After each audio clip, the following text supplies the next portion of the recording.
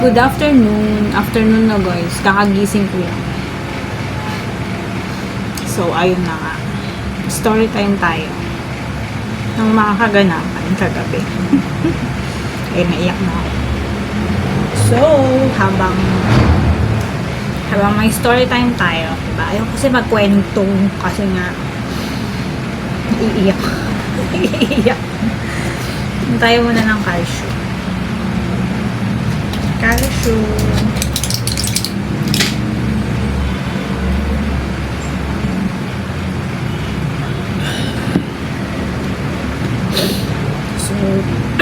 ayan, guys.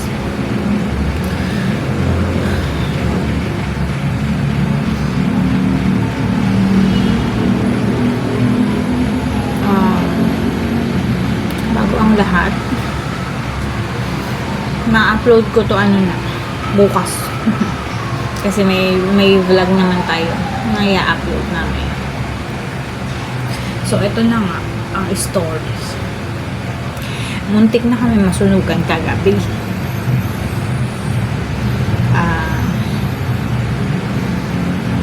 Pero, buti na lang nakababa kami agad ng mga bata. Nandito naman yung mister. Sinabi sa amin dyan sa kabila, may nag-knock sila mga 9 something. Patulog na rin kami nun. Nag-edit pa nga ako ng nun, pang thumbnail ko kagabi. Yung sa vlog natin. Yung vlog ko today, nag-edit ako ng pang thumbnail. Hindi ko nga siya na-save, kaya inulit ko. Tapos, mga kumakatok sila, kinakalampag yung door namin. Yung pala, may smoke na dun sa likod. Sa likod kasi may window sila dyan sa kabila. Kita na sa likod niya. May factory kasi dyan. Susunog na siya. As in, sobrang laki na siya ng usok. Ganyan. Katabi lang mismo ng building namin. Itong building na to. Katabi lang talaga siya. Tapos,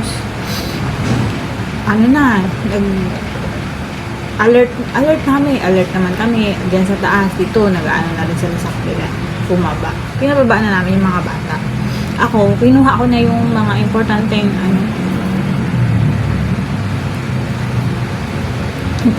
gamit, yung go bag namin kasi meron kami naka-ready, emergency kit, go bag, tapos mga documents naka-ready naman yan kasi just in case na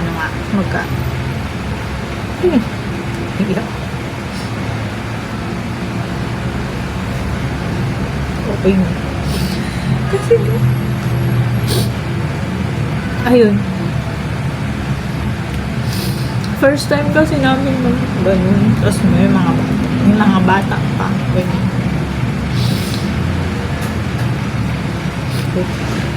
Ayun na. Ibinitbit ko na si hindi ako nagbitbit yung mister ko. Na-ready ko na. Kinuha ko na yung mga ID nila kasi syempre nakasabit lang dyan. Yung mga wallet nandito sa table, sa kwarto. Yung baby book ko. Yun agad yung kinuha ko yung baby book. Nilagay ko sa eco bag na pasi. Yung backpack ko yung pink, yung lagi ko dinadala pag umaalas. Tapos, ito yung kit. Yan yung mga gamit. Ilagay ko dito. May mga nakalagay na dito. Actually, dinagdagan ko lang. Mga bulak, yung vitamins ko, yung mga iniinom ko na nandito sa table, nilagay ko na lahat yan. Yan, ready yan. Face mask, yung isang buo ng face mask. Lagay ko din sa bag. Toothbrush, sabon, yun yung mga importante lang na. Tapos, yun nga yung eco bag namin. Dito na siya sa ilalim. Sabi ko, huwag naalisin na yan. Yan, yan? Laman yun mga damit. Nakapak na yan. Nakalagay sa ziplock. Mga damit namin. May mga bata. Mga ilang piraso lang. Dalawa yata. Dalawang short, dalawang t-shirt, underwear, mga bra, pati ganyan. Nandyan, meron dyan. Niready ko na yan noon kasi dati guys, nagkasunog din dun sa kabilang side naman. Sa malapit sa health center kung saan ako nagpapacheck up, prenatal. Nagkasunog din yun noon, parang February, March, something ganyan. kita namin dito sa window namin yung as in talagang sobrang laking usok. Tapos doon ako start nag-pack ba, nag-ayos na ay kailangan yung go bag namin na ganyan kasi bigay naman ng ng City Hall ng Pasig mismo. Kailangan yung bag ko ready. Start nun talaga, nag-ready ako. Tapos yung kit namin, na meron din kasi kasamang kit yan eh. Ayun, yun lagi nandun. Nakikita nyo yun eh, nandun sa ref. Pasig siya na naglalagyan ng mga betadine, alcohol na maliit din. Mga gamot, bulak, cast, gunting, medical na gunting. Nandun yun. Yun, kinuha ko din yun, nilagay ko sa eco bag. Tapos, etong documents namin, yan.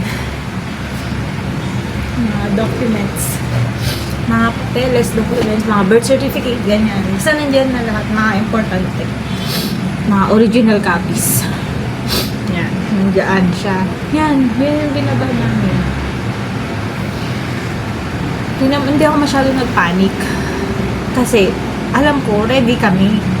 Tsaka hindi naman yung mister ko. Tapos, gabi na matutulog na kami. So, pa ako talaga, nag-jacket. Tapos, nag-bra pa ako, nag-jacket. Tapos, bago kami, pinababa na ako kasi bumaba na rin sila dyan sa akin. Grabe, sobrang daming fire trucks dyan sa labas, naka-standby, ganun. Tapos, ang kapal na ng usok. As in, aamoy mo na talaga yung usok. So, lumipit kami dun sa kabila sa may car wash. May car wash kasi dyan. Dun kami nag-stay muna. So, bumaba kami mga past 10. Mga 10 yata siguro na yun. Nandun pa din kami. Makyat kami dito. Alas 2 na yata ng madaling araw. Past 2 or 2, ganun. Doon naman kami sa kabila, sa may gasoline station kasi mausok na talaga dyan sa labas. As in, ma-smell mo na mo talaga, foggy talaga siya. Foggy, ang baho na ng amoy. Tapos, na siya. Sabi naman, na-declare naman na ng fire out. Pero meron pa din usok. Nung umakyat kami nung madaling araw, mausok pa dito sa bahay. May konting clip ako. Hindi na kasi ako guys. Kasi iniisip ko nga, hindi pa din malobat yung phone ko. Pag nag-live ako or nag-video ako ng matagal, malulobat yung phone ko. Tapos data pa yung gamit ko. Hindi ako makaka-update sa mga kapatid ko. Ganyan, just in case mangyari. Hindi na lang din ako nag-video. Dahil syempre, hindi ko na rin maisip. Sa lang ako ng, hindi ko talaga siya hindi ko nga din naisip na mag-vlog ako ganyan. Hindi na. Sa inisip ko lang, okay ka. Sawa na Diyos sa mga. Hindi naman na tong building. Kaso, yung dun nga, yung pabrika nga kasi yun. Pabrika ng tela, golf ball daw yun. Tapos, ang laki ng damage niya. Tapos, okay naman kami. Ready naman kami. Sana hindi na maulit. Kasi nakaka-trauma din talaga. Kasi hindi na ako nakatulog. Alas 6 na yun. Nakatulog ako. 4 a.m. nandiyan ako sa kabila. Sinisilip namin yun sa window nila kasi meron pa nga usok nun. Tapos na-declare na fire out mga 3 something. Magpo 4 a.m. na fire out na. Doon pa lang. Kasi may part pa siya na pinubugahan ng bombero ng water kasi siya. May usok pa. At nalalangkap pa rin namin sa CR namin. Lahat yan open na yung pinto, yung window, nakatutok yung mga pan doon. Ito, nakatutok din yung pan dito sa window. Naka-open na lahat. Tapos sa CR namin. Kasi doon yung open doon. Sa CR namin, open na yun doon. May, may tagusan na ng hangin doon. Kaya, Siguro yung usok siya kung pasok na. Grabe. Grabe yung experience to.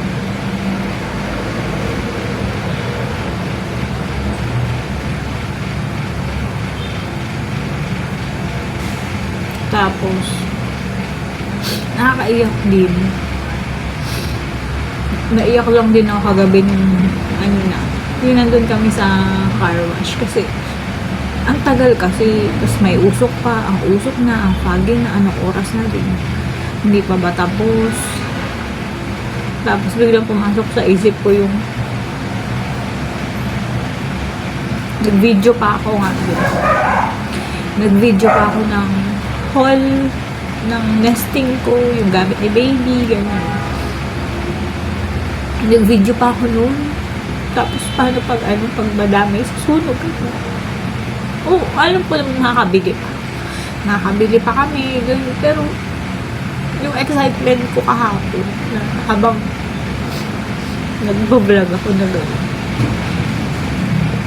Tapos biglang, ay, madadamay siya kung sakali. Isip ko nga pag nabasa siya, syempre mag-aano ng kung sakaling, di ba? Mababasa siya ng tubig kasi babombahan ito kung sakali. Lalabahan ko na lang siya ganyan, sana ma-save ko pa. Yung gano'n na isip. Pero yun talaga. Kasi hindi naman kami nadami. Kaya okay. Mausok pa talaga kagabi. Naka-face mask lang kami matulog. Kasi sobrang foggy. So ayun lang. Ayoko na siya isipin. Nag-story lang ako kasi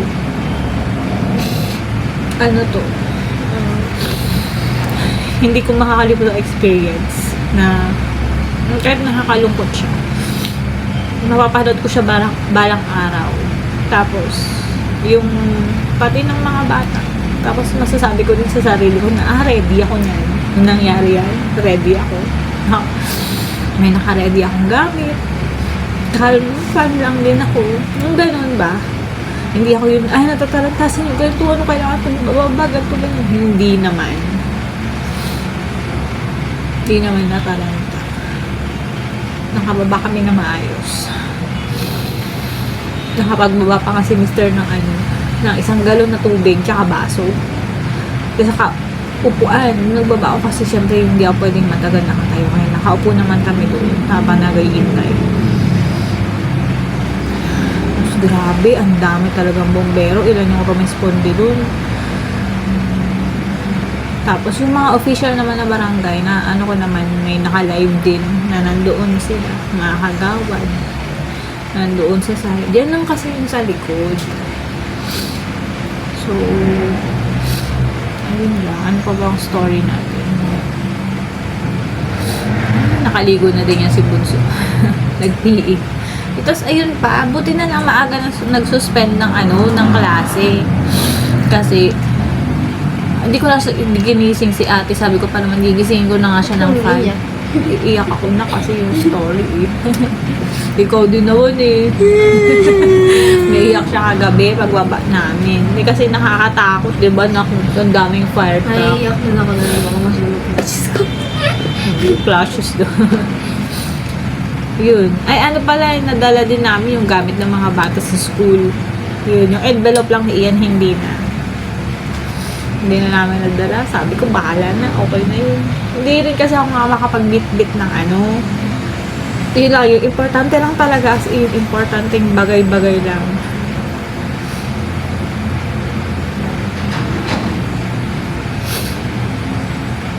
Yung mga, pa ka dito, photocopy ng hindi ko na inintindi.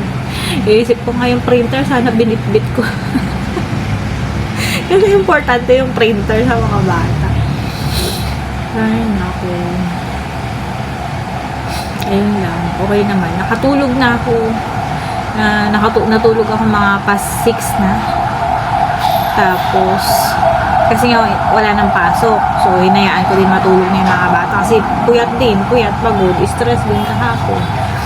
Tapos, nagising lang kami 7:30 na, papasok na yung asawa ko. Ginising niya din ako. Hindi ko na nga siya naasikaso kasi talagang tulog pa ako. Hindi na rin nakaluto ng pagkain niya. Kasi katutulog ko lang din. Sa office na siya mag-almusal. So, ayun. Mamaya pupunta ko din sa kabila. Mag-videohan ko or pipicturean ko yung yung sa building. Sa likod. Ayan. Kasi kagabi, kahit videohan ko, hindi rin siya makikita kasi nga nakasarado yung mga window. Doon nga nanggagaling yung usok. Hindi pwede pang i-open. So, nakatanaw-tanaw lang kami doon pero nakikita naman namin sa labas. Madilim pa din. Ngayon, at least maliwanag ngayon. Makikita natin. Grabe. Grabe talaga. Nakakatakot yung napapanood ko sa Facebook. Ganyan yung ongoing pa nga yung sunog. Nanonood na ako nung pagkatapos na nung nakaakyat na kami dito kasi syempre inaano ko nga hindi malobat yung cellphone ko. Tapos syempre naka-date. Sabi nakakatakot ko. As in, nakakaiyak siya. Nakakaiyak, nakakatakot. Yung talaga mapapadasal ka na lang talaga na sana hindi madamay. Sana hindi madamay. Sana okay lang. Sana. Kasi syempre ang hirap masunog. Ayun, meron na namang bumbero. Nakaka-tense na pag may nakakarinig ka ng ganyan. Kanina nga, ilang beses ako bumabangon. Yung parang biglang na ako magigising na may maririnig lang ako. Kalabog, katok, tawag. Pag may nagtatao po dun sa kapitbahay. Bigla akong babangon. Kasi parang ako. Alert ka ba? Ayun guys, na-share ko lang yung aming alam ko, ito yung first time na ganun. Kasi lagi namin nararanasan baha. Kasi ngayon sa bahay namin dati sa probinsya. Pag ganyan may sunog yan guys.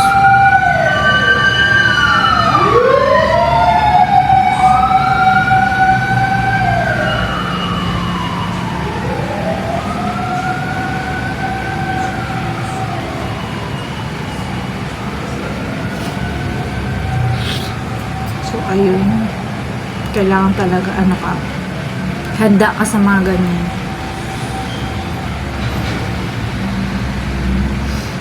Ayun, buti na lang din talaga naisip ko din na mag-pack na mga ganyan, mga damit.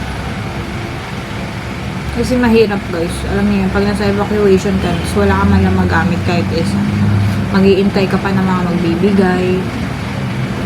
At least yun, meron ka magagamit kahit pa paano. Emergency mo talaga. Wala lang kami yata pera. Yun lang, wala kami pera. Pero naman yun, madali mo na yun hagilapin pag ganyan. Pero ayoko naman ng ganun. Na dahil nasunugan ka may tutulong sa'yo. Hindi bali na walang tumulong sa akin, wala akong masunugan.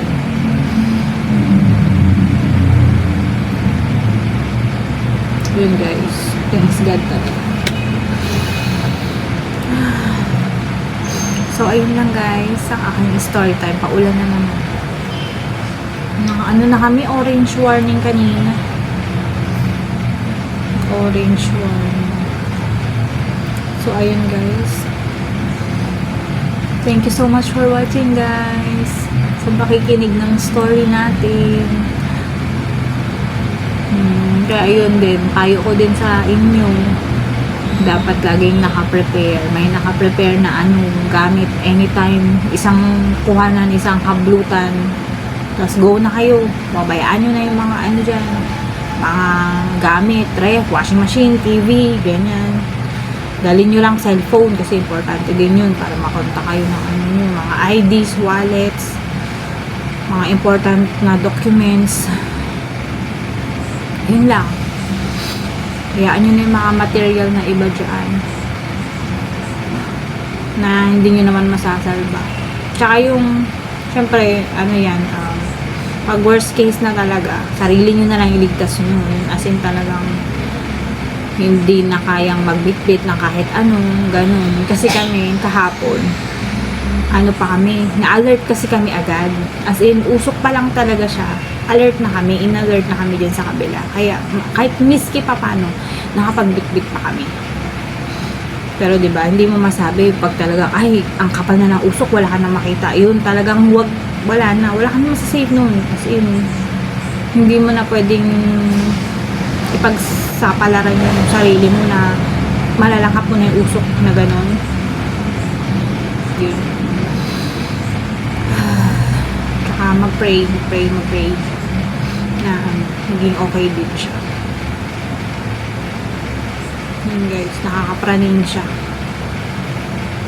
Pero, ang pinaka-importante is safe kaming lahat. Yun lang guys.